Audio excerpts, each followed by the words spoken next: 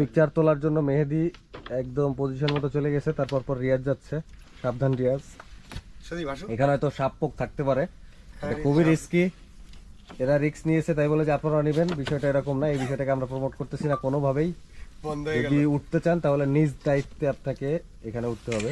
রিয়াজ বেশি উপরে উঠো না, তাহলে তোমার বানরের সাথে তোমার সখ্যতা গড়ে উঠবে। ঠিক আছে।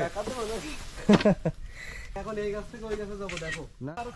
কি রে, মাগুর মাছ। এটা ডলফিন। আর এই যে নষ্ট কাঠ আছে না, আর নষ্ট কাঠ না, এটা কুমির। কুমির কুমির কুমির। হ্যাঁ, এই ডাল কিন্তু শুকনা থাকে রিয়াজ, পড়ে যাবা। এই টাইমে তো এখন লস,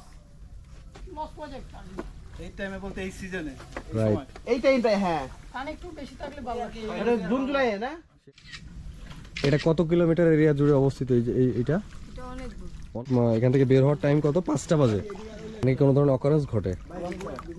তাহলে এই 5টা পর্যন্ত মানে টাইম ফ্রেম দেওয়ার কারণ কি? এরপরে 5টা পর্যন্ত দেওয়া মানে এখানে রাত্রে অনেক পশু থাকে, তারপর অনেক অন্ধকার হয়ে যায়, বারো নিয়ে যায়। আচ্ছা আচ্ছা, বুঝতে পারছি। ওকে।